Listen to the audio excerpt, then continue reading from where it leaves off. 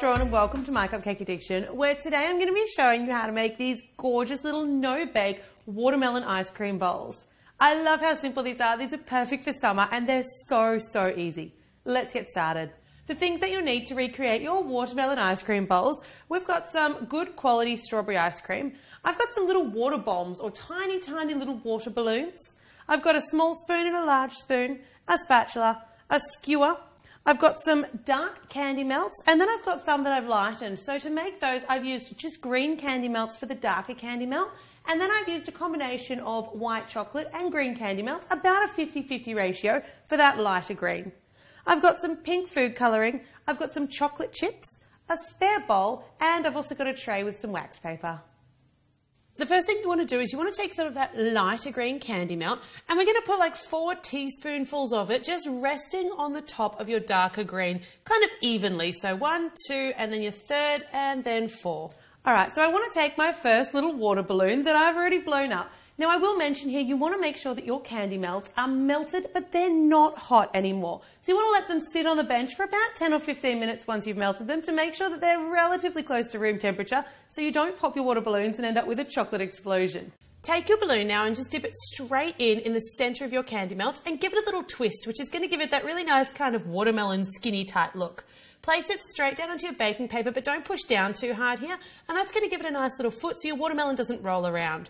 Repeat that process with all of your watermelons, and you may need to add in a little bit more of that lighter green candy melt so that you continue to get that nice variation in colour. Place those into the fridge to set, and then you want to take your strawberry ice cream. So mine's been out softening on the bench for about half an hour or so it's nice and soft, but it's not completely runny. And I'm just going to scoop about half of that into a bowl. Because it's not quite pink enough for how pink I want it, I'm going to add a little bit of just pink food colouring and stir it through. A beautiful vibrant pink really offsets the green of your watermelon bowls. Grab your balloon bowls from the fridge, and they really shouldn't take too long to set, and then you want to take either a skewer or a toothpick and just pop the water balloon. Now, when you pop those, you want to make sure that you take out all of that balloon membrane. It should peel out quite easily from the inside of your watermelon bowls. Do make sure you've got all traces of that water balloon out of your chocolate bowls to make sure that none of your guests are going to accidentally eat any.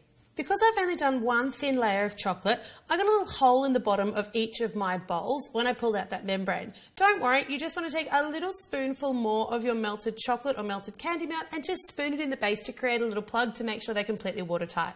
Take your beautiful bright pink ice cream, and I'm just spooning it in all the way up to the rim so that you've filled all 3 of your half watermelon bowls with that beautiful watermelon looking ice cream. And then it's as simple as just taking some of those little chocolate chips and positioning them around to look like watermelon seeds. Because these are round and they're not kind of that ovally shape of the seeds, I just took a skewer or a toothpick and just sort of pushed them in so they're kind of lying on their sides and you can only see sort of halves of them poking up and none of those little pointed tips. Those ones need to go back off into the freezer until that ice cream has completely reset. So there you've got your absolutely adorable, fully edible little ice cream watermelon bowls.